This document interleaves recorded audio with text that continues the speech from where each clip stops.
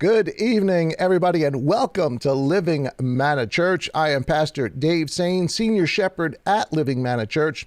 You are part of our Wednesday night Bible study, and I am so grateful that you're hanging out with us tonight.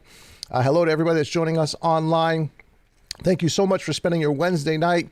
We got a neat study for you tonight. Got some great information I want to share with you.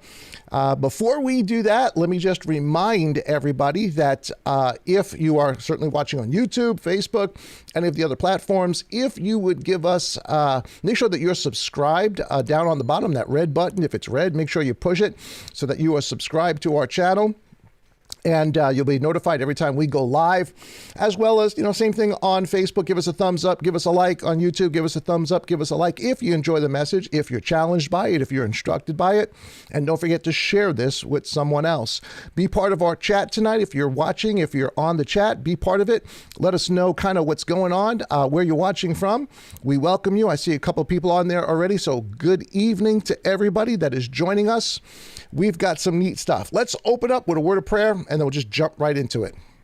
Father, as we say every time, give us eyes to see, ears to hear, and a heart that's willing to obey. In Yeshua's name, amen. Okay, so here we go. We're in the book of Romans. You guys know that. You guys have been with me for a while. We're in the book of Romans. Got lots of neat stuff to talk about today. Here is our opening verse for today. It comes from, we're going to get into chapter 15. We're probably not going to get all the way through chapter 15, but we're going to get into it. Chapter 15 and verse 18 out of the book of Romans, it's the scriptures version, is sort of our kickoff verse for today, our thought that I want to kind of keep it fresh in everybody's mind. And here it is. Let me just pop this up just a little bit taller so everybody, a little bit bigger so everybody can see it. There we go. It says, "For I shall not presume to speak of any matter except what Messiah has worked out through me in word and deed," and get this, in word and deed, "to make the nations, the Gentiles, obedient." I want to say that again because I'm sure you guys caught that, and what a big verse this is, because this is just in total opposition to anything we ever hear before. But all that he's done in word or in deed, and Paul's object, the thing he is doing, why he is doing it for the nations, for the Gentiles, is to make the nations obedient. And of course, with that, our title for today, our thought, if you would, for today comes, our title really is Romans number 25, and the title is "To Make the Gentiles Obedient." To make the Gentiles obedient. Okay, so I don't want to, just do a whole other review. I've done this a couple of times already. And so I don't want to do a whole review of where we are, but I just want to highlight the underlying theme. Some people just sort of, pick up in the middle of the study that they may just watch one of these or take a title that seems interesting and listen to it. And if you don't get all the stuff that comes before, you could get a little bit lost in the study. So that's why I do a little bit of review each and every time. But here is the underlying theme that is an absolute must. We must understand this. And I tell you what, most people don't. Most of what you will hear about the book of Romans, most of what people will say, you won't hear this information, but this information is integral to understanding what the book of Romans is all about. And I broke it up into 3 different concepts, but here is the first one. Number 1, what we have found as we've gone through the books thus far is that the Gentiles must learn how to live in and to live with the Jewish, and by Jewish I mean the faithful messianic community, synagogues, to live with, to live in and with the faithful Jews, the messianics, the community of faith, and to leave their pagan practices. That has been a big theme to the Jew first and also to the Gentile, bringing both of these groups together. It has also been very, very apparent throughout the book that the responsibility of the Jews, the faithful messianic believers of their day, It was their job to teach the Gentiles. To teach the Gentiles what? To teach them Torah, to help them understand Moses, to help them understand the Torah and the prophets and the Psalms, in understanding who Yeshua Messiah is. Many people were coming and understanding that there is a Savior and that he died for us. Wonderful. Amen. Great. But now they got to learn how to live in the community, and now they got to learn the rest of the story to plug it in properly. And the only people who could do that, who could teach them all of that, of course, were the apostles as they brought them in, but were faithful believers that were Jews that understood who Messiah was. This is a very important, and it's not even a subtopic in the book of Romans. It's right out there. It's from cover to cover that this is the job of the Jewish believers in faith, that what they should be doing for the Gentiles, and that these two people groups, because now they're one, but they were two very, very separate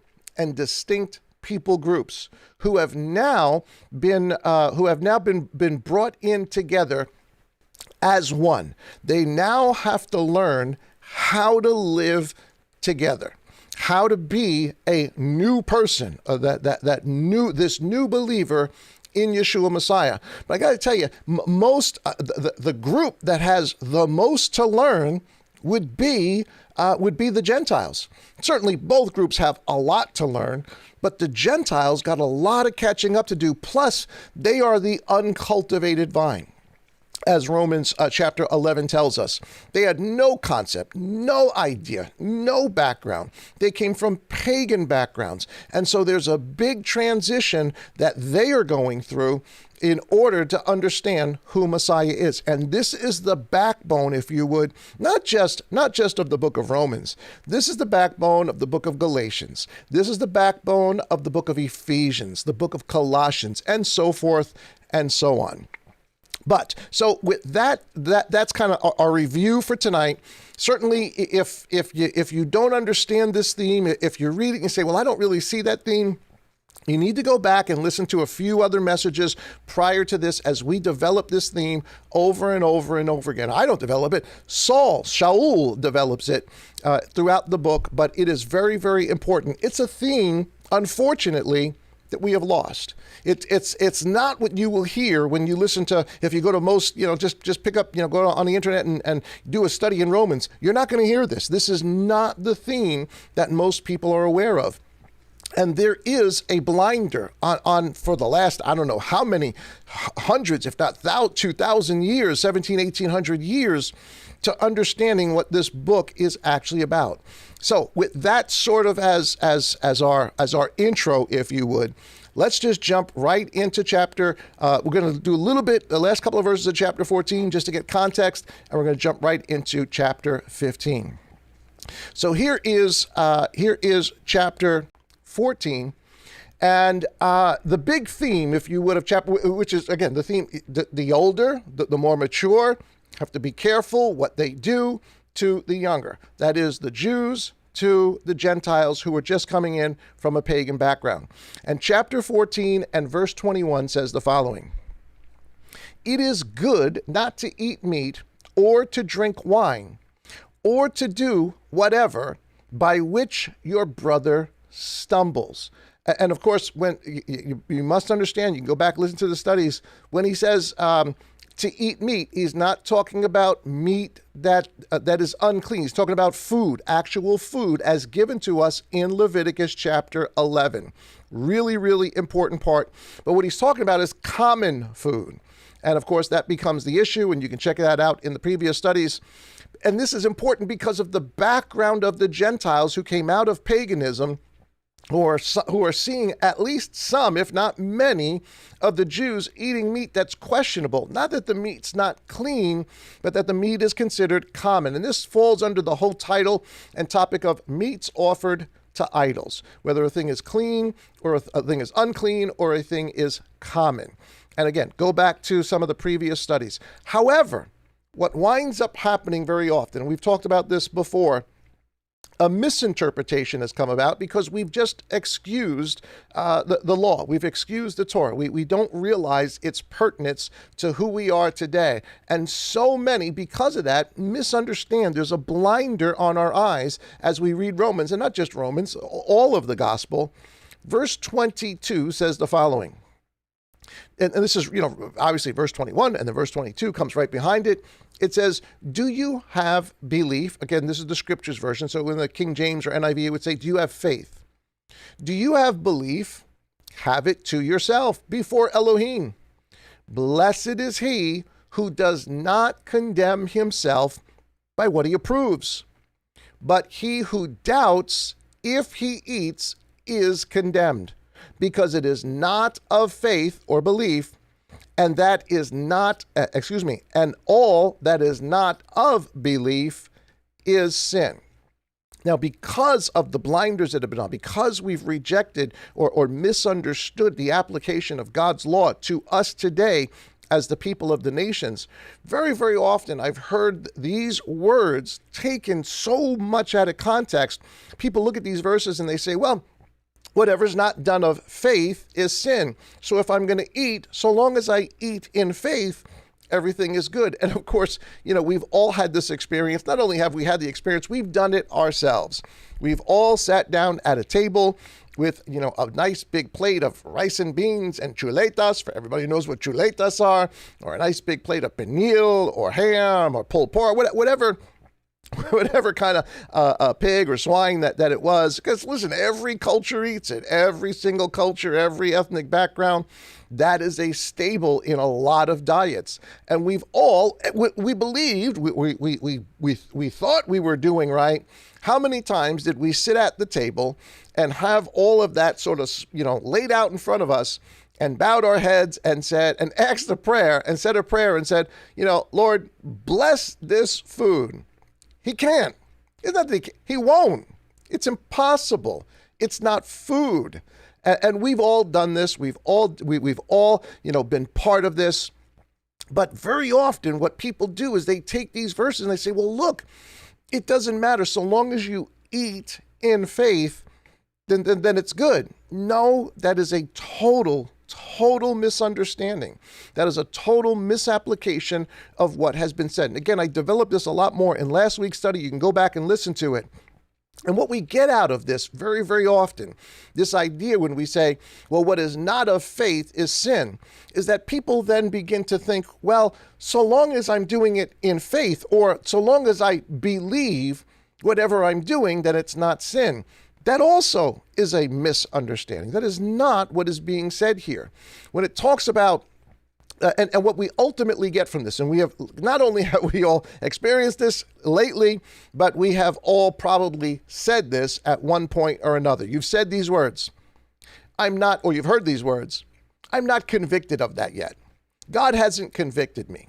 The Spirit hasn't convicted me of that, whatever it is. And it comes from the misunderstanding and the misapplication, which we hear from every televangelist on TV, most preachers, that whatever is not done in faith is sin. That is not what this is talking about. That is not what this means. Just because you do something and you say you believe, if it's wrong, it's wrong. You cannot say that, well, God hasn't convicted me of this yet, therefore I can do it. That is wrong. What this actually means, and I want to give you a different version of scripture. This is the PDP version. Now, no, there is, you can go online, you're not going to find the PDP version. There's no scholars that develop the PDP version. This is the Pastor Dave paraphrase. This is just little old me, and it should probably all be in yellow to help us understand a little bit better. Everything in yellow is normally my commentary, and everything in red is just a highlight of what the translation is. But here is the PDP version of verse 22, and I try to explain it so that you understand clearly what's being said, with the understanding of Leviticus 23, with the understanding that we are to keep Yah's instruction. Here it is. Let me just put on my glasses for a second. Here is the PDP version.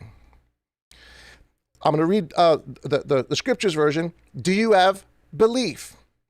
Here's the PDP version. Are you, because the you he's speaking of, when he says, do you have belief? He's speaking to the Jew. So he's saying, are you the Jew? And by belief, yes, it's translated as faith, but it means faithful.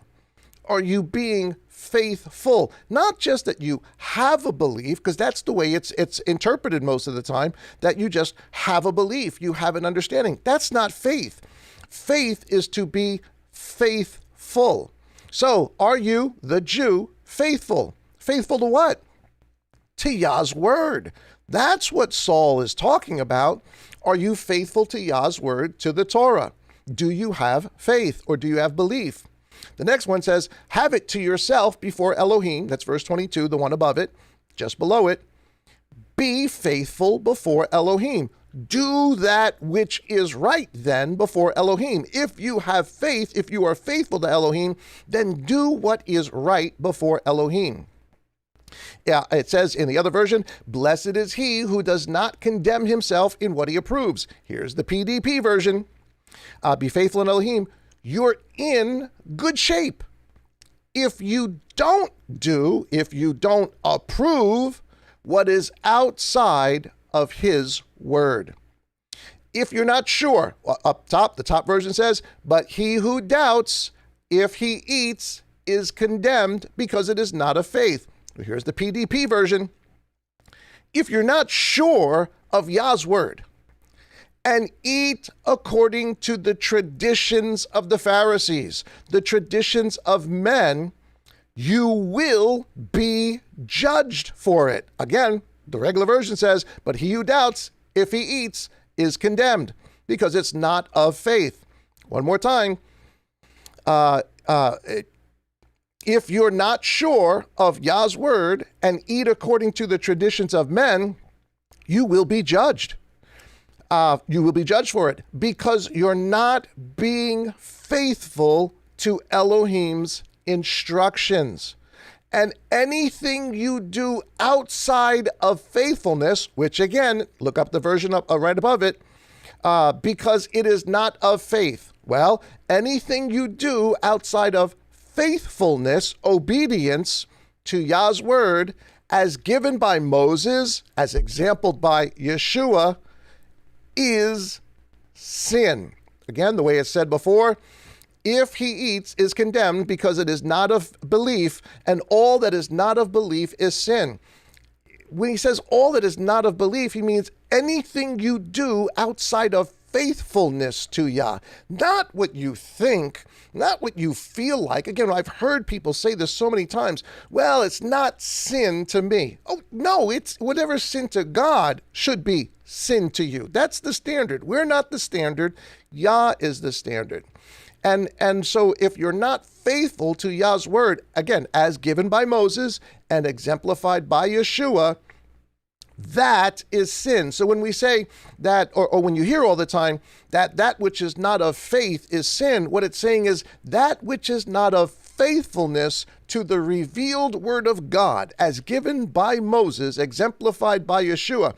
Don't do that, and that is sin. Sin has been the same, right from the beginning all the way till today. You can't just change it. And of course, we know the definition of sin. We talked about this before, is in fact disobedience to God's law.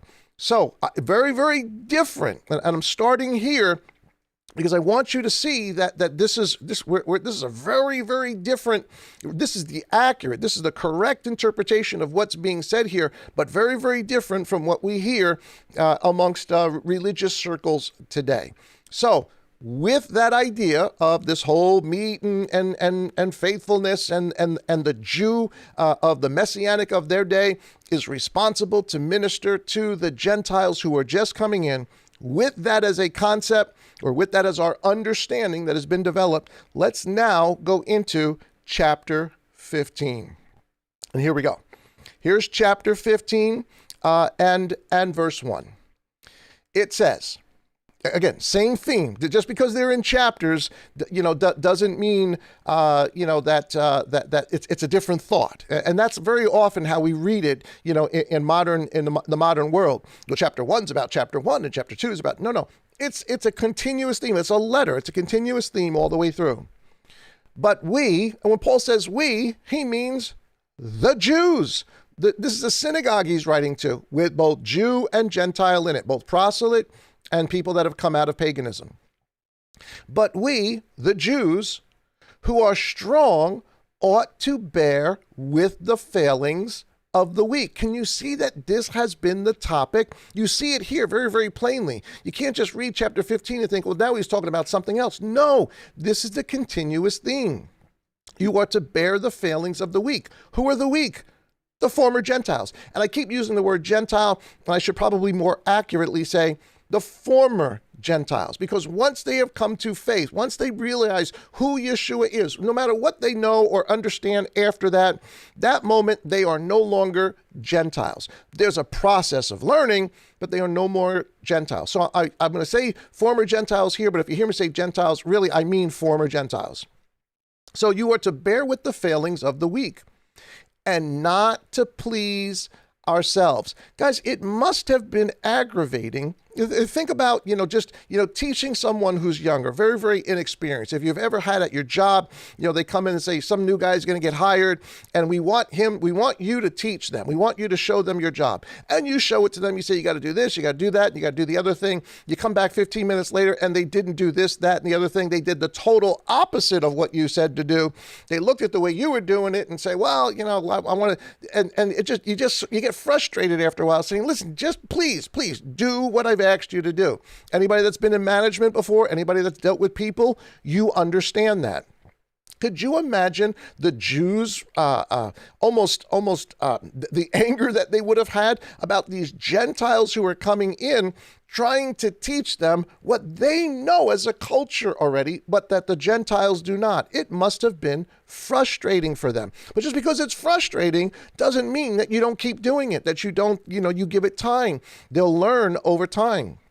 So again, it says, but we, the Jews who are strong, ought to bear with the failings of the weak, the former Gentiles, and not to please ourselves. Let each one of us, meaning the Jews, please his neighbor for his good.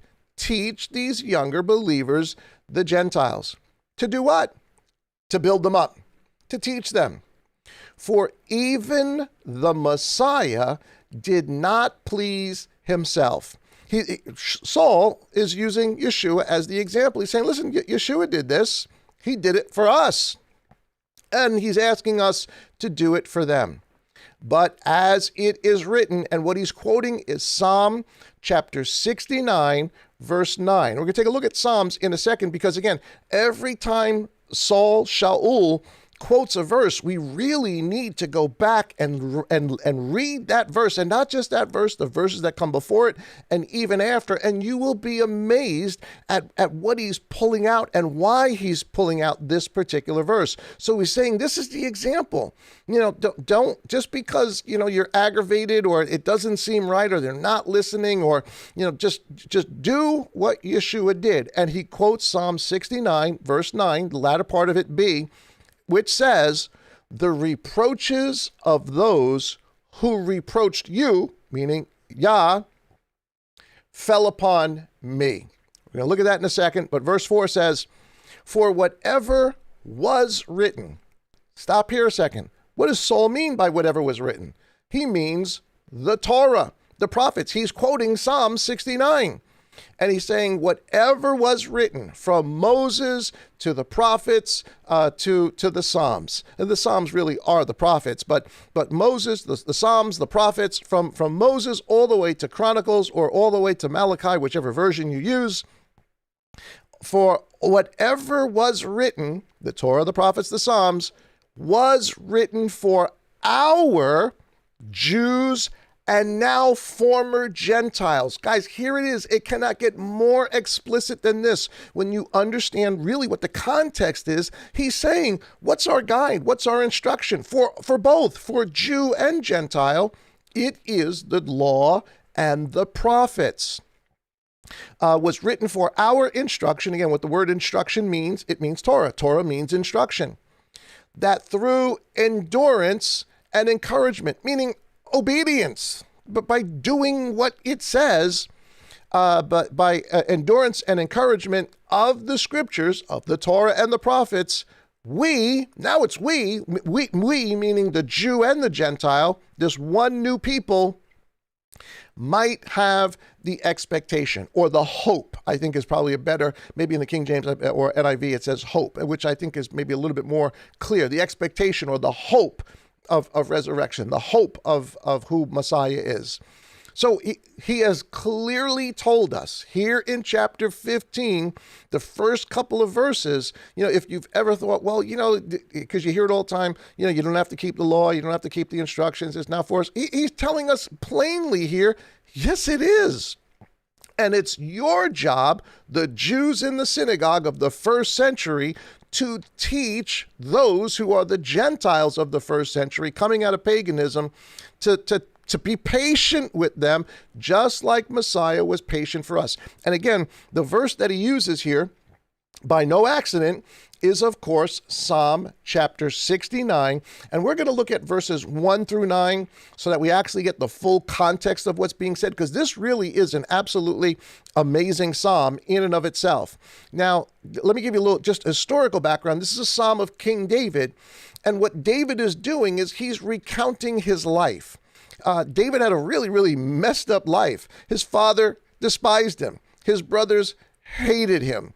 He was sort of the redhead stepchild, everybody, they let out to go hang out with the sheep. Remember when in the scripture when it says when Samuel comes and Jesse shows all of his sons, he shows 7 of his sons, right? He says, oh, these are the sons. These are the ones we're going to pick a new king. It's got to be one of these. Never even brings David to the table.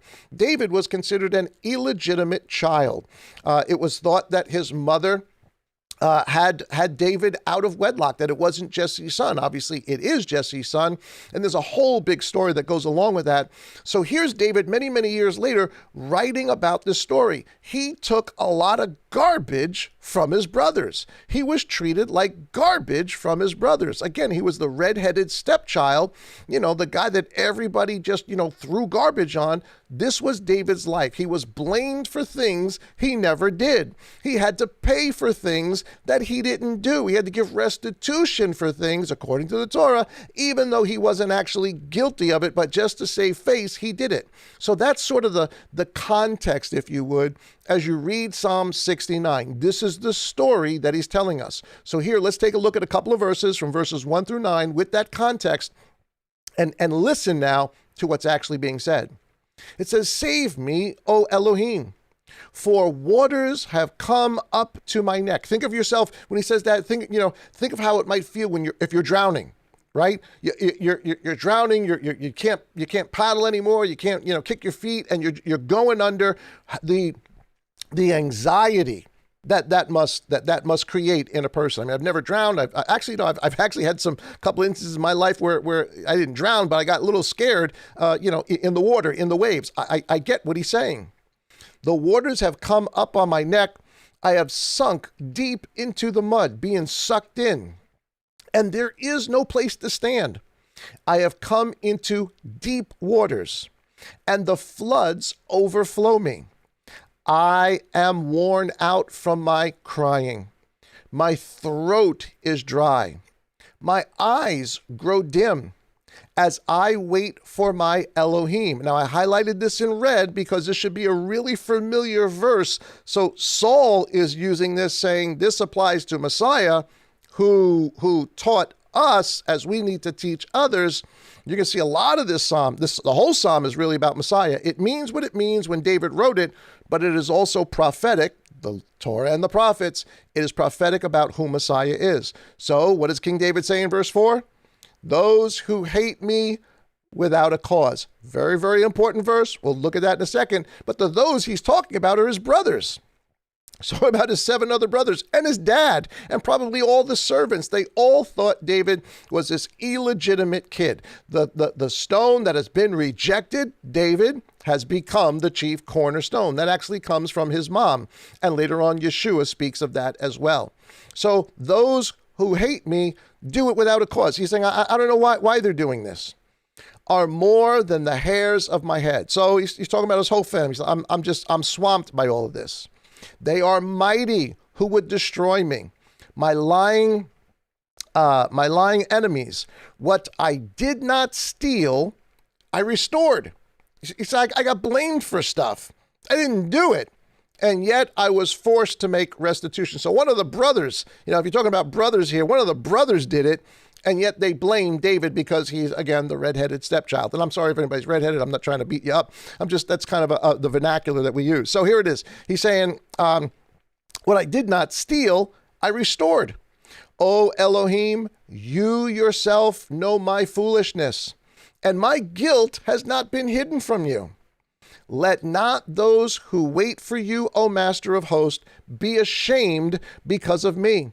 Let not those who seek you be humbled because of me. Don't let me be a stumbling block, O Elohim of Israel, because I have borne reproach for your sake. David's saying, I went through all of this garbage, and I know I went through it because it was for your sake. Even though I was innocent of it and I was treated as I was guilty, I know I went through it because of your sake.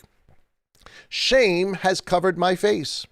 I have become a stranger to my brothers. His family is what he's talking about.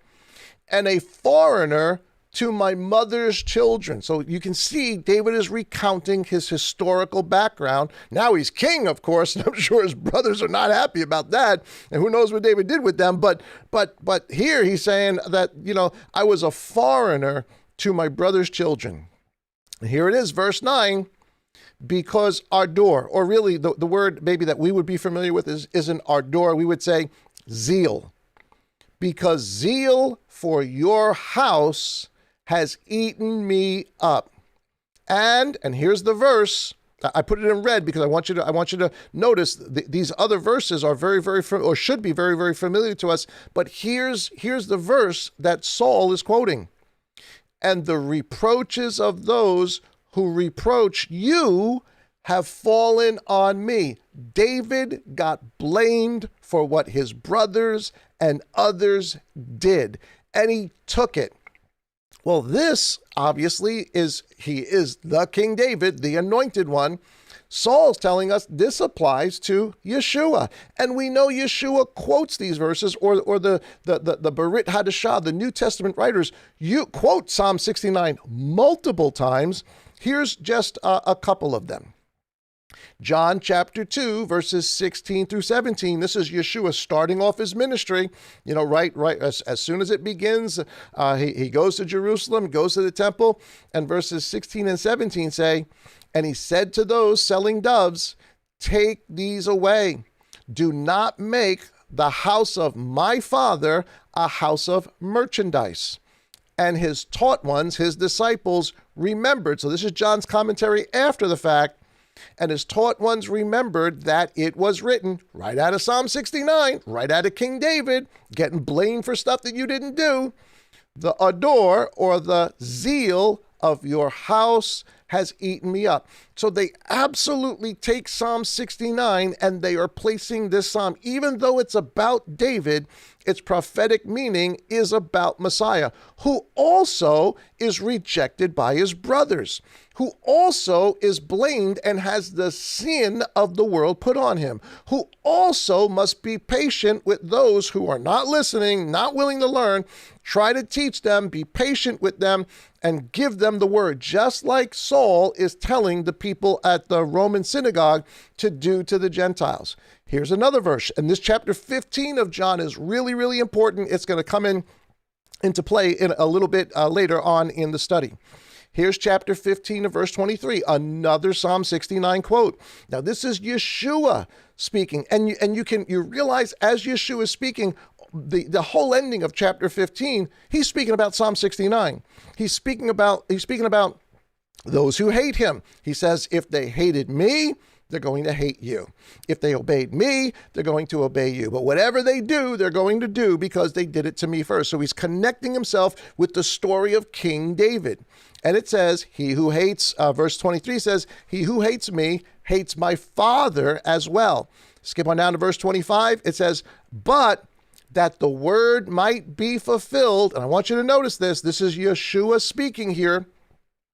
That the word might be filled or fulfilled, which was written in their Torah. Guys, he's talking about Psalms. Psalms. Normally we think Torah, Genesis, Exodus, Leviticus, Numbers, Deuteronomy. Yeshua is saying it's all instruction. Law, prophet, Psalms, it's all instruction. So he says, as was written in their Torah, and he quotes Psalm 69. They hated me without a cause, taking the story of King David and applying it to himself, saying this is happening all over again, not with 7 brothers, with the house of Judah. All of it is happening over, and of course this leads evidently or eventually to the crucifixion. Verse 26, and so they hated me without a cause. He's quoting Psalm 69. And I added this in because this is going to be significant in just a moment.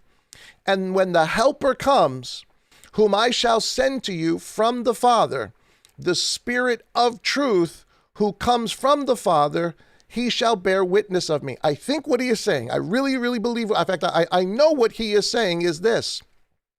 You'll understand how the Psalm 69 and all the other verses and all the rest of the Torah, how it all relates to me. It will be the job of the Spirit to take these words, and once you've seen what I've done and what I've gone through and the resurrection and all the rest of that, you're going to begin to put it all together, and the Spirit is going to connect the dots for you, and you're going to understand things you didn't understand before, or even understand things no one understood before.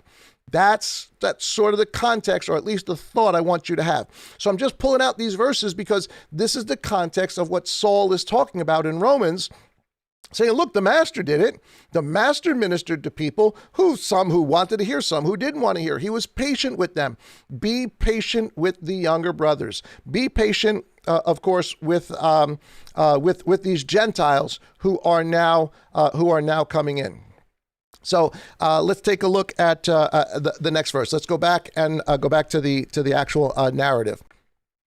So verse 5, chapter 15, verse 5, the next verse then says, and the Elohim of endurance and encouragement give you to be of the same mind toward one another. The example, do what Yeshua did, even though it's hard. Yeshua did it, even though it was hard. You do it with these new believers, even though it may be hard. The endurance and encouragement given to you by the same mind toward one another, according to Messiah Yeshua, that with one mind and one mouth. So it's no longer you to them. He's saying, you need to be on the same page here. We've got to get to the same page with one mind and one mouth, both of you together as this new people might praise the Elohim and Father of the Master Yeshua Messiah. Verse 7, so accept one another. Guys, can you see how this is the theme throughout the entire book? You guys got to get along. You guys got to learn to get along. This is what it's always been about. So accept one another, that is, the Jew accept the Gentile, and the Gentile accept the Jew, as Messiah also did us. The us he's referring to is Judah, the Jew, that Messiah accepted us. Let him be the example. Did accept us to the esteem of Elohim. Verse 8, and I say to you that Yeshua Messiah has become a servant of the circumcised. He came to his own, to Judah. He became a servant to the circumcised for the truth of Elohim. Here it is. Why? What's one of the, at least what Saul is concentrating on here? Why did Yeshua come and be this servant to the circumcised, to the Jew?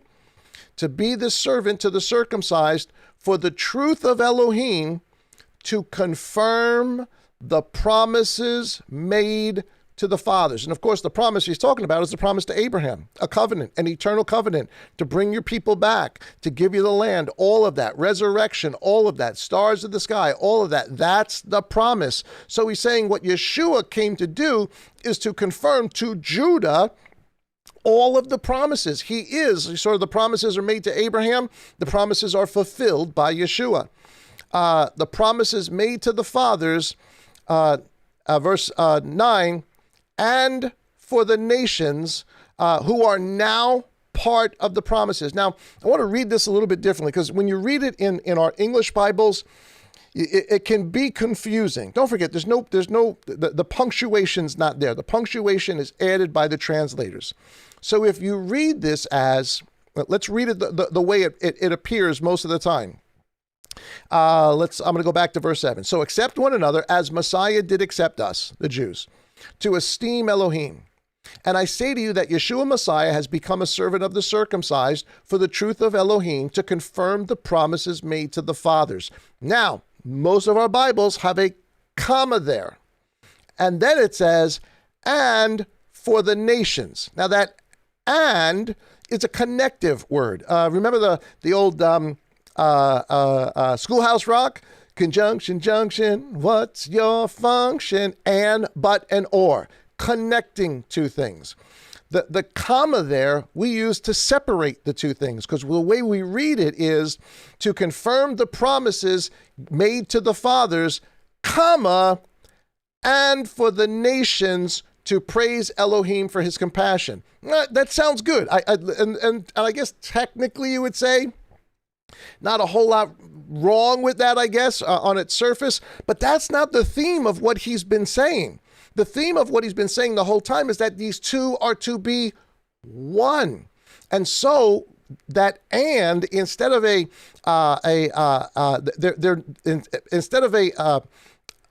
separating and the nations to praise Elohim for his compassion, read it this way. Messiah has become a servant of the circumcised for the truth of Elohim, to confirm the promises made to the fathers and for the nations. Then a comma, to praise Elohim for his compassion, is very different than for God to confirm the promises given to Abraham and for the nations to praise the compassion of Elohim. They same words, right? Same order of words, but they mean two separate things. One means that the promises given to Judah from Abraham, confirmed in Yeshua, are now the promises given to the Gentiles, and together they will praise Elohim. That's very different, and I think I'm telling you, I know, but I know in my heart, if you want to believe the heart, but conceptually, from the context of what has been said, that makes more sense, and you'll see why in just a second. So, one more time, for the truth of Elohim, to confirm the promises made to the fathers. This is why Yeshua came, to confirm the promises made to the fathers and to the nations, comma, to praise Elohim for his compassion, as it has been written, because of this I shall confess to you among the nations, and I shall sing of your name. And again it says, rejoice, O nations. And again, you can see that this is the better context of what I just said, the way I restructured that sentence. Rejoice, O nations, with his people, meaning Jew and Gentile. So it's not that you separate Jew and Gentile. One gets the promises from Abraham. The other is just grateful for his compassion, because that's pretty much the way that we've kind of, done things for quite a while now. That's not what he's saying. He's saying that God came and gave the promises to Abraham and gave the promises, or made the Gentiles part of the promises, and together they praise Elohim for his compassion, as the verses that he quotes after, because I shall confess you among the nations, nations, and also rejoice, O nations, with his people. Now, again, listen, I get it. This is, I said this last week, this is not the sexy stuff, right? Everybody wants to know about Revelation. Everybody wants to know about a beast. They want to know about a false prophet. They want to know what 666. That's sort of the sexy stuff, right? That's the clickbait stuff that you're going to get online. You see that some clickbait thing online, and everybody's 20,000, 30, 40, 50,000 people want to get on there because they want to find out what that's about. And I get it. That's the sexy stuff. This may not be the sexy stuff. Well, hold on to that thought for a second. But overall, this may not be the quote unquote sexy stuff. However, this is important. This is extremely, extremely important. This may seem mundane to people, but we've missed this. We have missed what this book is actually about. Not just this book, all the other books. We have missed it. And in missing it, what we have done is exactly what they've done to this sentence. They have divided Jew and Gentile. And we made one separate and distinct thing for Gentile and one separate and distinct thing for Jew. And that is not what Saul is talking about, not even close to what he's talking about. So while this may not seem, like I said, as sexy as some of that other stuff, this is bedrock. This is foundational stuff, because if you don't get this, if you don't understand this, you're not, I don't care what kind of clickbait you see online, what kind of stuff they tell you about 666 and shots and all the rest of that stuff. It is distraction. It is not based on the foundation and the truth that is being built here. And you're going to see why in just a second, why this quote unquote non-sexy stuff is actually the sexiest stuff in the scripture for us to understand, to truly understand who Messiah is and who we are. So let's go on. Those verses, this idea that the Gentile, that the promises, Yeshua came to confirm the promises given by Abraham, or to the forefathers, Abraham, Isaac, and Jacob, to confirm it to Judah, and also to bring in the Gentile, is the theme throughout all of the books. We miss it over and over and over again, but this is the theme. Here's Ephesians chapter 2, verse 12. Same writer. It's Saul, Shaul. And he's telling us the same thing that he's telling us in Romans chapter 15. Here's chapter 2 and verse 12. It says that at that time you were without Messiah. And he's talking to the Gentiles before you came to understand who Messiah is. That at that time you were without Messiah, excluded from citizenship in Israel, and here it is, strangers from the covenants of promise. The Gentiles were. This is the same theme that we are reading about in Romans 15. Having no expectation and without Elohim in the world, but now in Messiah, you who once were far off have been brought near by the blood of Messiah. For he is our peace. And here it is. He has made both one. This is the theme. That's why I'm telling you that sentence, the structure is just improper to the context of what's being said. And having broken down the partition, the middle wall, the barrier of separation. So that's Ephesians 2, which just confirms again this theme, because this isn't the theme he just spoke to the Romans. This is the theme that Saul spoke to every single congregation that he went to and or started. Psalm chapter 18 and verse 49, which is another one of the verses that is quoted in what we just read in Romans 15. Here's Psalm 18, verse 49. Therefore, I give thanks to you, O Yehovah, among the nations, and I sing praise to your name. This is what we just read, making great the deliverance of the king, of his king, and showing loving commitment to his anointed, to David and his seed forever. So this is about King David, but like we just finished finding out, even though it's about King David, it's actually about the coming King David as well. Though it has a real historical meaning, it also has a major prophetic meaning in Messiah. So this is what Saul just quoted as one of the verses to show that we are together. He's quoting Psalms and saying, we were supposed to call Yehovah from among the nations. he also quotes Deuteronomy chapter 32 and verse 43. Now, this is going to be real important in a few minutes, so hang on with me. But here is the verse that is quoted in Romans 15, but also here in Deuteronomy 32. This is the Song of Moses. Powerful. We can do a study for like weeks on just the Song of Moses. It says, "O nations, acclaim his people, for he avenges the blood of his servants and returns vengeance to his adversaries, and shall pardon his land and his people." Now that's the scriptures version, but the King James really does it a lot better. It's much more clear when you read it in King James, and you realize that what is being quoted in Romans 15 really is more connected to the King James translation. Here is the same verse in King James, and this should be familiar because I highlighted it in red. This is the verse that's quoted. It says, "Rejoice, O Gentiles," not separate from, not in a different religion, not getting rid of all that came before, but rejoice, O Gentiles, with his people. For he will avenge the blood of his servants and render vengeance to his adversaries. He will provide atonement for his land and his people. This is what Saul is quoting to put them together, to say this is a together thing.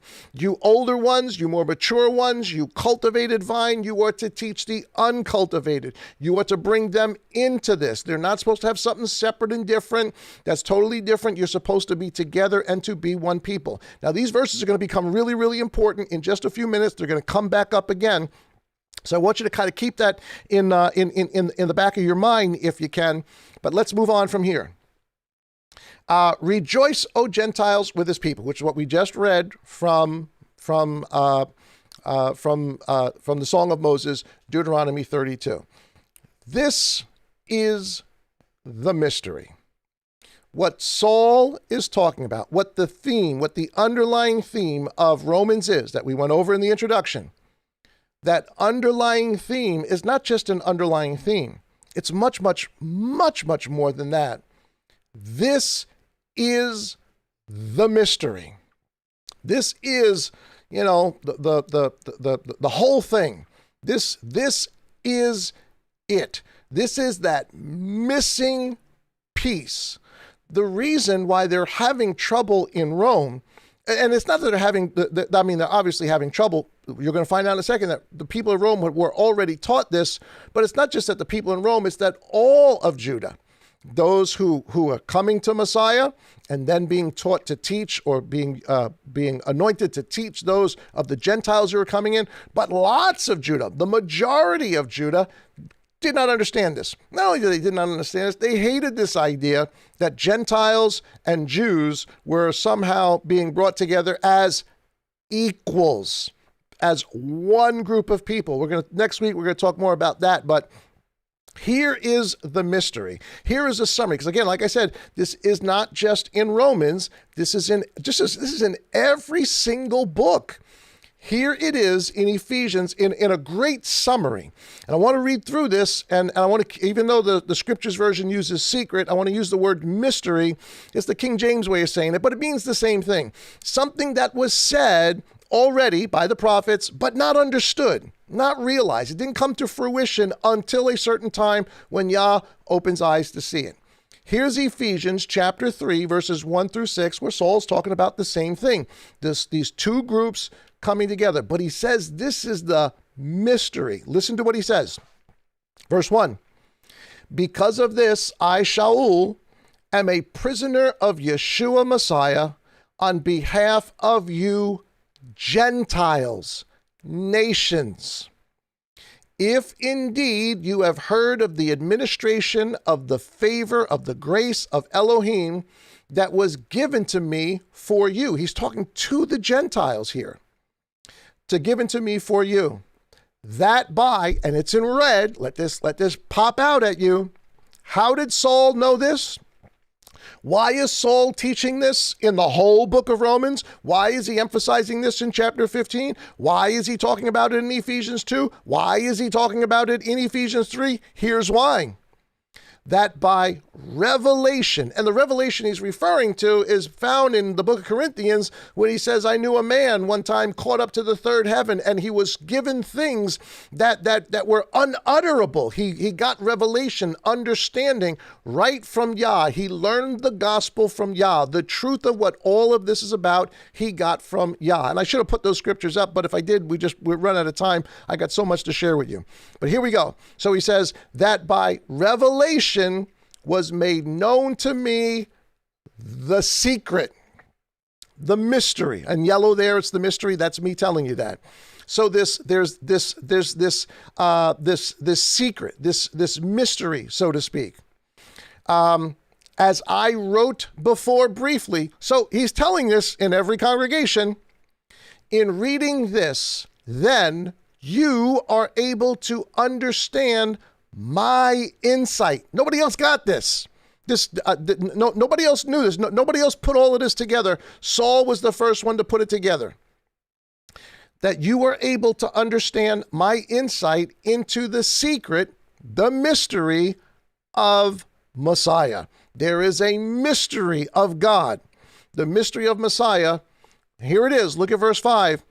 Which was not made known. In other words, probably a better way of saying it, which was not understood, not fully understood to the sons of men. And by the sons of men, he means the prophets of old. Actually, he means, all of the prophets that came before.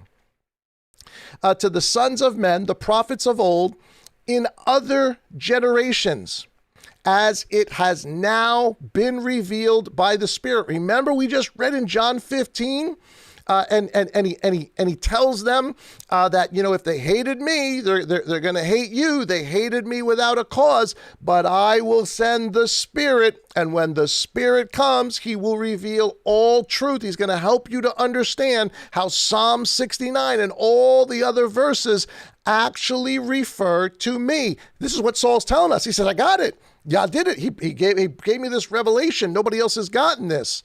Not even the sons of men, the prophets of old in other generations, as it has now been revealed by his Spirit, again, right out of John 15, and his set apart emissaries, the apostles and the prophets. Verse 6, here's the mystery. Here's the whole kit and caboodle. Here's the entire ball of wax. The nations, the Gentiles, the people coming out of pagan religion that were uncultivated, know absolutely nothing of Yah, that the nations, the Gentiles, are to be co-heirs, united in the same body. That body is called Israel, and partakers together with who? Together with the Jews, with the house of Israel of its day.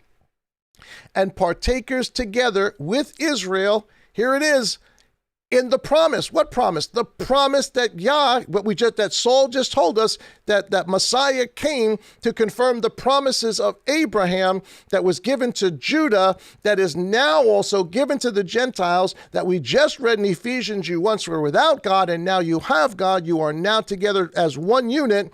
Here he is saying again, this is the mystery. This is the thing that nobody got. Guys, you have to understand the animosity between Jew and Gentile. They despised each other. And now the very people who despised each other, we're finding out in Yeshua Messiah, the mystery of all the ages, of all the story from Moses from Sinai to King David to Solomon to Nebuchadnezzar. All of that stuff was to get us to where the nations could be brought in, not as another religion, which is what we've done, not as a separate group of people who deny everything that came before, but as co-heirs of the promise, united in the same body, not in a different body by a different name under different rules, the same body, and partakers together. We're supposed to be together with Israel in the promise in Messiah through the good news. Guys, that's the mystery. Now, you may say, well, yeah, I've heard this before. No, you haven't. You haven't heard this before. We haven't heard this before. Nobody's telling it. Now, obviously, today there are some people out there, starting to share this. But believe me, for 1800 years, we have not heard this. This has not been the message. We've changed it. We just like we saw in that sentence, we changed the punctuation. We made it say something else. The thing it was supposed to be saying is that we are co-heirs. We are together. We are supposed to be doing this together, and we are supposed to be learning from Judah. At least that's the way it was there in the first century. This is the mystery. I cannot emphasize this anymore. This is big. This is truly, truly something profound. And next week, I'll get into some more information as to how profound this is, give you some examples, but there's some stuff I want to share with you. Romans chapter 15. So let's go back to chapter 15. So we got all this mystery, this revelation that's now been given to us. That is also being given to us in Romans. Romans 15 and verse 11. And again, praise Yehovah, all ye nations. He's just quoting another scripture to confirm what he's been saying, that the nations are supposed to call on Yehovah. And you guys, the Jews who are cultivators, are supposed to be teaching them. Praise him, all you peoples. And again, Isaiah says, there shall be a root of Jesse, and he who shall rise to reign over the nations. He's talking about Messiah. So is this in the Torah and the prophets? Is this concept that the nations are to partake there? Yeah, absolutely it was. So why, by the time Yeshua comes, is there this animosity, this disgust between Jew and Gentile? Yeah, there were proselytes who came, but the proselytes really had to become Pharisaic Jews, not what this is talking about. So it's there. There's this, even today, guys, look at Judaism today. The whole concept of Judaism, as we now understand, is they were supposed to change the world. They were supposed to literally change the world. They didn't, and they don't want to. Judaism today doesn't want to. The Pharisaic Judaism today despises the Gentiles, still the way it was all the way back then. It's still there today. So here he's saying, quoting scripture, on him the nations shall set their expectation and or their hope. Verse 13, and Elohim of expectation, the God of hope, fill you with all joy, peace in believing, that you overflow with expectation, with joy, by the power of the Holy Spirit, the set-apart Spirit. Now I myself am persuaded concerning you, my brothers, the Jews and the Gentiles there, concerning you, my brothers, that you too are filled with goodness, complete in knowledge. In what knowledge? And what he's talking to them about. In other words, this is not the first time he's talked to them about this. This is not the first time he's spoken to the people at Rome. He's saying, I'm thinking this of you. You are filled with goodness. You're my brothers. I'm persuaded. I know this about you. You're going to do this the right way. That you are complete in knowledge. That you understand the mystery. Judaism of its day didn't want to understand it. But he's saying, I believe you guys in this congregation and Ephesus and Galatia and the others, that you guys get this mystery. You understand that we are supposed to be. What Messiah has done is to bring us together, not as one here, but as equals. That you understand, are complete in all knowledge, able also to admonish one another, that you could teach this, that you could be patient with them as they come in, that they would be patient with you. This is the mystery. Let's do the mystery. This is what we've been waiting for. Here it is. So he's telling them, I believe better things for you. You guys got this. I know you got this. I know you understand it. We've forgotten it today. But he's saying, I know you guys of that first century that he's writing to, that you guys understand this. Here is verse 14. Now I myself am persuaded, as what we just finished reading, so I'm just going the verse 14 again, then we'll go on. Now I myself am persuaded concerning you, my brothers, that you are filled with goodness, as we just said, complete in all knowledge. You understand this revelation that nobody understood before, this mystery, and that you're able to admonish one another. Verse 15, but I have written more boldly to you. Even though I guess you guys know this, he's saying, I'm honing in on this. I'm really zeroing in on this topic. I'm really hitting you guys with this because of the whole meat offered to idols and, you're arguing and all of that. I'm really honing in on you guys concerning this thing. But I have written more boldly to you in part as reminding you of what? The mystery that you should already know. Reminding you of the mystery because of the grace or the favor given to me by Elohim, to be a servant, a Jew of Yeshua Messiah to the nations, the Gentiles, which is the way it was supposed to be. That's why he called Judah. That's why he called Israel, with the priestly duty of bringing the good news of Elohim. Who were the kings and priests? Judah was. The people who understood Messiah first. They were the priests. The priest to who? The priest to the nations coming in, as it was meant to be right from the beginning. And while all of Judah does not do this, while this is not what was done by the priesthood, this is not what was done by the Pharisees, this was not what was done by the scribes, this is what Yah was doing with the Jews of the first century, with the disciples, with the apostles, and sending them out. This is what he's telling us. We are the priest. That's why you got to be patient with them. You got to teach them. They don't know, and yet they are co-heirs with us. We need to teach them up. We need to learn. We need to show them Moses. We need to teach them all about what this is all about. He says that with the priestly duty of bringing the good news of Elohim, so that the offering, the offerings talk about are the Gentiles. They're the offering, the clean. This is why he says to Peter, don't call anything that I have common or unclean. They're now an offering. They're coming in as an offering. If you guys are the priest, they are the offering, and you're bringing them. And an offering must be clean. It must be acceptable. Matter of fact, he says the offering of the nations becomes acceptable. The Gentiles, set apart by the Holy Spirit. Therefore, I have caused for boasting in Messiah Yeshua in the matters pertaining to Elohim. He says, listen, I really want to boast about this. I'm the only guy who knows this. I'm the only guy who figured this out, and I didn't figure it out. Yah gave it to me by revelation. But if I really, really wanted to boast, he says, I can boast. Nobody got this. Peter didn't get it. James didn't get it. Thomas didn't get it. I got it. That's what, if he were to boast, that's what, he would be saying. And you know what? He's got every right to boast because he figured this thing out. Verse 18, for I shall not presume to speak of any matter except what Messiah has worked out through me in word and deed to do what? This is our main verse today. What has all of this been about? To make the nations, the Gentiles, obedient. Obedient to what?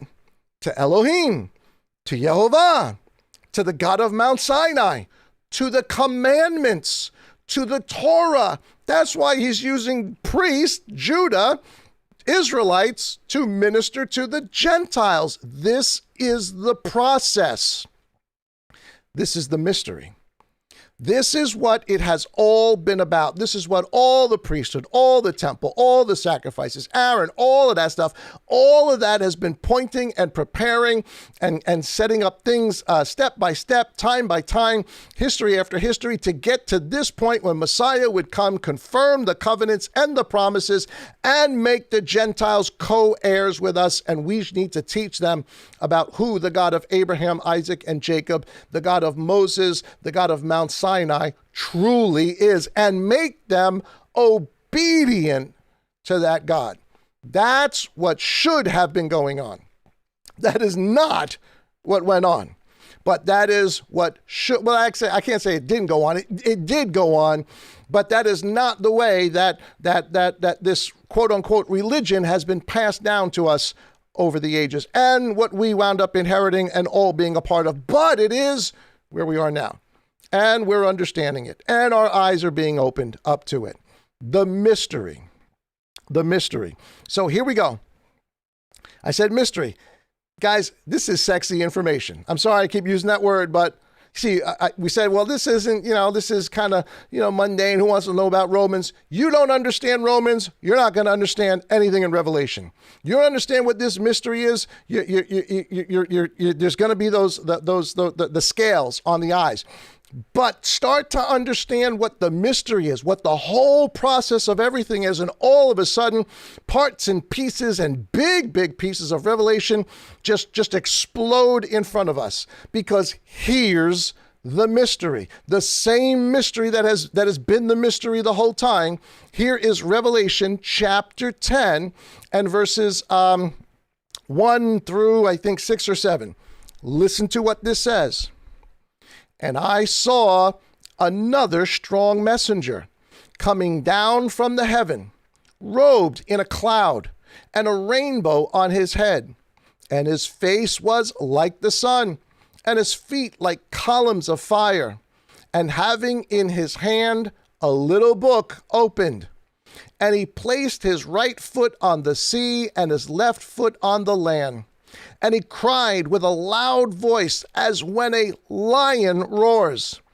And when he cried out, 7 thunders spoke their sounds. Everybody in Revelation, everybody who's ever done a study in Revelation, every prophecy teacher out there, what are the 7 thunders? We don't know. And there's all sorts of ideas and beliefs, and it's this and maybe it's that, but we don't know. He never told us. Yes, he did. He absolutely did. It's just that we have ignored what has been said before. Listen to what it says. In red, verse 4. And when the 7 thunders spoke their sounds, I was about to write. So John's about to write this down. What did they say? What is this actually about? But I heard a voice from heaven saying to me, seal up the 7 thunders. Seal up what the 7 thunders spoke, and do not write them. And the messenger whom I saw standing on the sea and on the land lifted up his right hand to the heaven and swore by him who lives forever and ever, who created the heaven and what is in it, the earth and what is in it, and the sea and what is in it, and there shall be no further delay. Verse 7. But in the days of the sounding of the 7 messengers, when he is about to sound, the secret, the mystery of Elohim shall be ended, as he declared to who? To his servants, the prophets. Which is what we just read by Saul in the book of Romans and others. Ephesians chapter 3. This was given to me by revelation. As a matter of fact, let's take a look at it real quick so you can connect these two together. That by what? By revelation. Well, what's happening to John? He's getting revelation, except John's told, don't write out what these guys said. This is going to come true at the time of the 7 trumpets, as the 7 judgments are being poured out. Well, that was poured out. That's talking about the destruction of Jerusalem. When do the Jews, when do the Messianics, when do the Netzarim actually go out? I'm not talking about Paul. I'm not even talking about the apostles. Even the apostles, when do they actually go out to the nations? At the time of the destruction of Jerusalem. It forces all of them. Remember, they were to go to Jerusalem, Judea, Samaria, and then to the uttermost parts of the world. What drove them out to the uttermost parts of the world? The destruction of Jerusalem did. Brought this message out across the world. So again, listen to this, that by revelation was made known to me the secret, the mystery of what? The mystery of the 7 thunders, the mystery of the entire Bible. It's not just about Judah. It's not just about the northern house. It's about the nations and how Yah would bring them. As I wrote briefly in reading this, then you are able to understand my insight into the secret, the mystery of Messiah. What's the mystery of Messiah? What we just read, Revelation 10 is the mystery, which was not made known. Nobody understood this. Nobody knew it, including John. Even when he's getting his revelation, he's told not to tell about it. Because it's about to happen. It's happening at that time. The people are being spread out now. Was not made known or understood to the sons of men, his servants, the prophets, in other generations, as it has now been revealed by the Spirit to his set apart emissaries and prophets, the nations. Here's the mystery. Here's what the seven thunders spoke. The nations, the Gentiles, are to be co-heirs, united in the same body and partakers together with Israel in the promise of Messiah Yeshua through the gospel, the good news. That's the mystery. That's what Revelation is talking about. When you understand the order of Revelation, it's all about the destruction of Jerusalem, not about all the stuff we hear about today and the end and one world and all that's happening. That's all happening, but that's not what Revelation is about. It's about this mystery and the going forth to get this mystery out into the world. Here is Deuteronomy chapter 32 and verse 43. We read this before, but I said that we're going to come back to this because this is really important. What is the song of Moses? Deuteronomy 32:43. Rejoice, O Gentiles. This was already said, but nobody got it. Nobody knew it by the first century. They were blind to all of this. Rejoice, O Gentiles, with his people, for he will avenge the blood of his servants and render vengeance to his adversaries. He will provide atonement for his land and for his people. Revelation chapter 15, verses 1 through 4. Listen to what it says. And I saw another sign in heaven, great and marvelous, 7 messengers and the 7 last plagues, all about Jerusalem, all about history. For the wrath of Elohim was ended in them, the wrath of God on Jerusalem, the harlot. And I saw like a sea of glass mixed with fire, and those overcoming the beast and the image and his mark and the number of his name. He's seeing the end of the whole thing, when this whole thing is over. And who's there? The people who overcame the beast, the people who did not accept the mark. Who are they? What is all of this about? Who did not accept the mark or the number of his name, standing on a sea of glass, holding harps of Elohim, and they sang a new song, or they sang the song of who? Moses. What did Moses sing? Rejoice, O nations, O Gentiles, with his people. The mystery. They sang the song of Moses, the servant of Elohim, and the song of the Lamb, saying, great and marvelous are your works, Yehovah El Shaddai. Righteous and true are your ways, O sovereign and set apart one. Who shall not fear you, O Yehovah, and esteem or give glory to your name? Because you alone are kind, because all nations shall come and worship before you. All nations shall come and worship before you. That's the mystery. All nations shall come and worship before you, for your righteousness has been made manifest, shown. It was not shown, it was a mystery, and now it's made manifest. They are singing the same song. They're talking about the same thing, the 7 thunders, the same thing that Shaul is talking about, the theme of the book of Romans, the theme of Galatians, the theme of Colossians, how there is now this grouping together.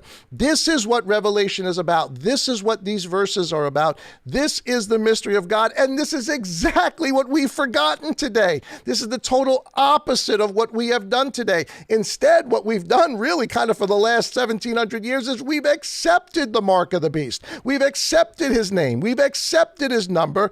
We've rejected Yah's Torah. We said that we are not part of the house of Israel. We do not want to know the commandments. We don't have to do the commandments. It's just all a grace thing, and we can figure out for ourselves by faith. If we do it on faith, if it hasn't been convicted of me yet, then I don't have to really worry about it. Guys, that is so wrong. It is wrong. And I know I'm preaching here, but this is power. This is sexy stuff, isn't it? It is to me. It absolutely is to me. So you wanted some Revelation stuff? There's some Revelation stuff. You guys can run with that and go from there. Back to Romans chapter 15 and now verse 18.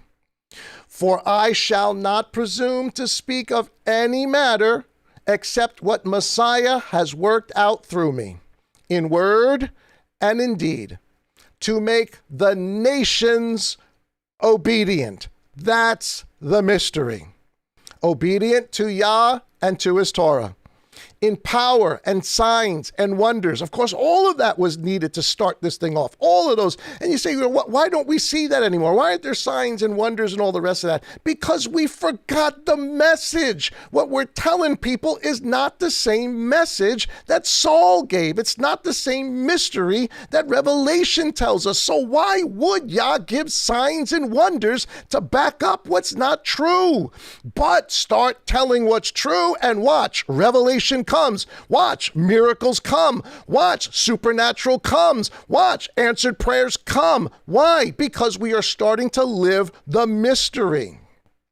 In powers and signs and wonders in the power of the Spirit of Elohim, so that from Jerusalem and roundabout to, don't even know how to even say that word, Ilicrium, I think it is, I have completed the preaching of the good news of Messiah, and so I was ambitious to bring the good news where Messiah had not been named. So I'm trying to tell this to as many people as I can, lest I should build on another man's foundation.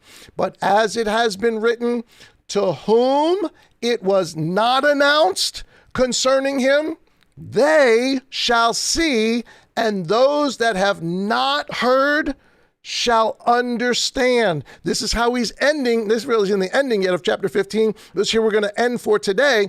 He's quoting Isaiah chapter 52 and verse 15, and he's telling the mystery.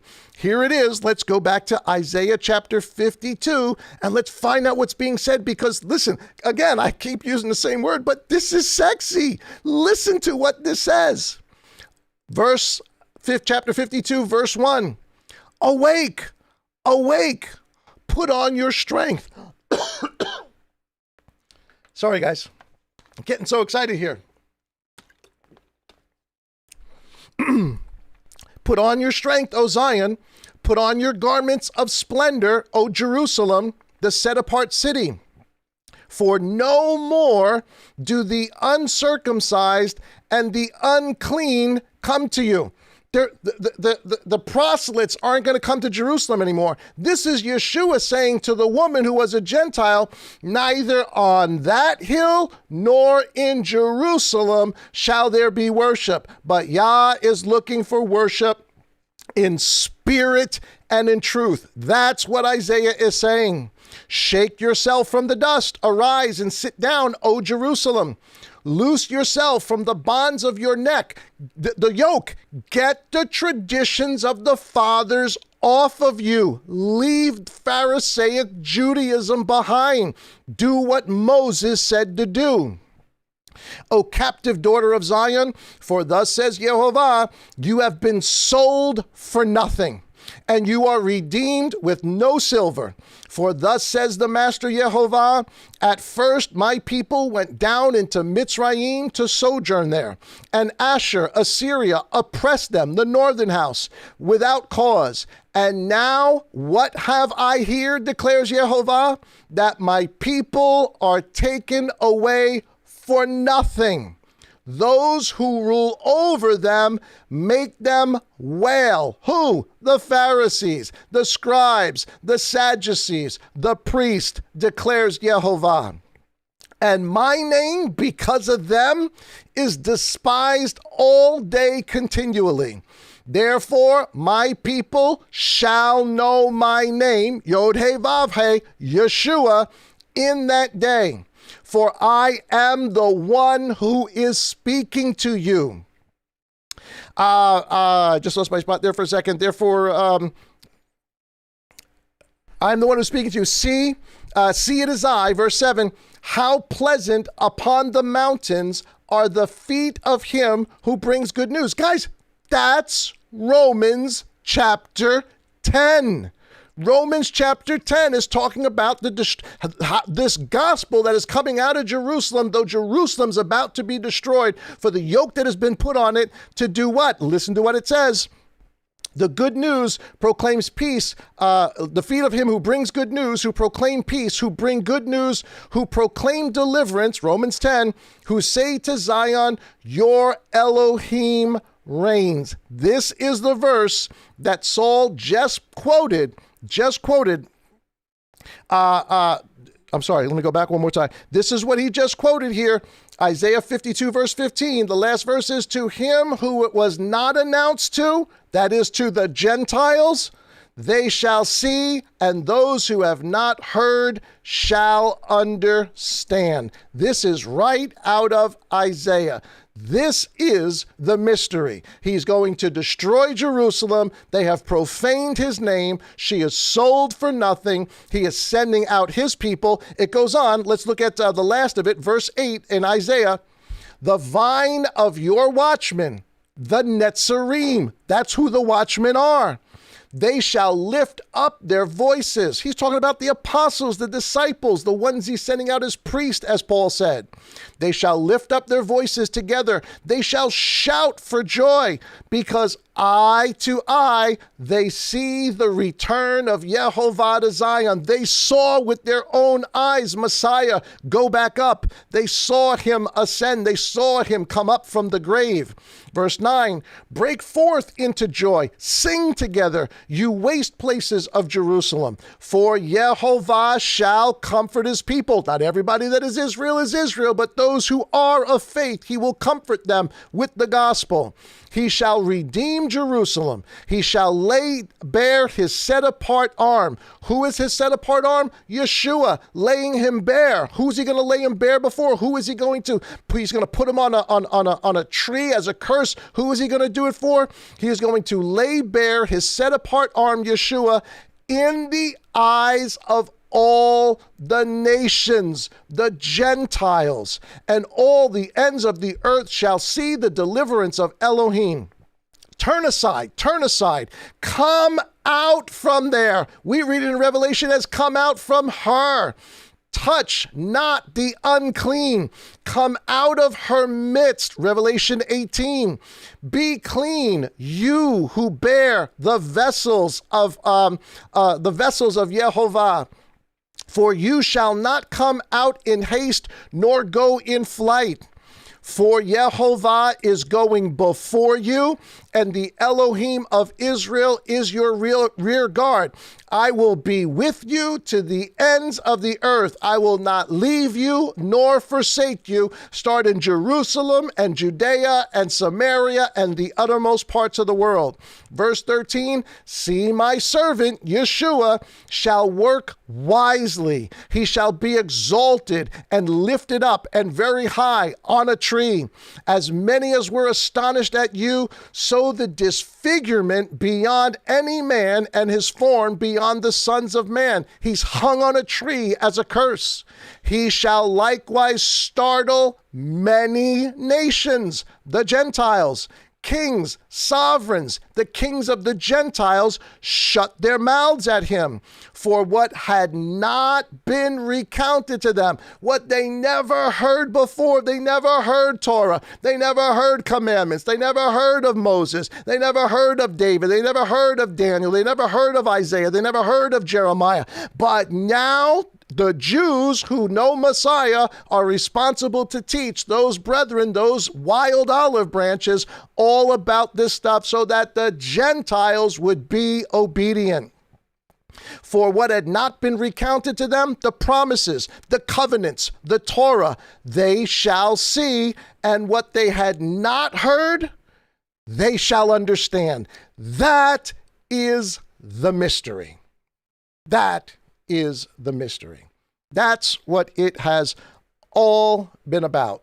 And that is what we are reading right here in the book of Romans. I hope that you guys are getting this. I know I'm getting all excited and yelling, but this is sexy stuff. It really is. It's great, great stuff. This is revelation. Our eyes are being opened up. And guys, if our eyes are starting to be opened up and we're starting to understand what this story is really about, if we're really starting to get it, then all the other things that are connected to it are right around the corner. If we would just be obedient, if we would do what he's asked us to do, if we would follow him the way he has asked us to follow. And listen, it's more difficult today because we don't have a Judah to teach us. We don't have, what we do have Paul, we do have Peter, we do have James, we do have John, and we do have the Spirit, and the Spirit is opening up our eyes to things that have been closed off to so many people for so long. And yet the grand majority of those who claim faith in the one who died on the tree and rose again, the sentence is out of order, and they're separating themselves from what came before. And beloved, that is just not the way to understand the mystery. It's the total opposite way.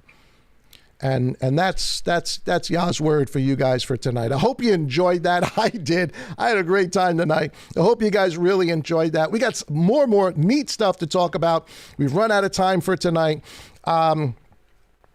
Yeah, somebody wrote down very sexy. I just saw that. I think that's awesome. Yeah, this is very sexy. Great stuff. Great stuff. Guys, don't forget to join us tomorrow morning for our morning manna, bright and early. And of course, this weekend, this Friday night on Sabbath Eve, we're going to get together for a Zoom call. Looking so forward to hearing what Sean and Jesse have to share for us. I also want to give a shout out to Pastor G. Man, I am so glad that you're okay with all the stuff that happened today, man. We're praying for you. Yah's hand was on you because he's got great things for you. Man, that's a miracle. That's a miracle in my book. So glad to hear that things have gone in the midst of a terrible situation, that things have gone as good as they are. Guys, have a great evening. Go over the study again. Listen to it again. Go over the scriptures. See where Yah leads you with this. He is our teacher. I'm not the teacher. He's the teacher. Let him teach you.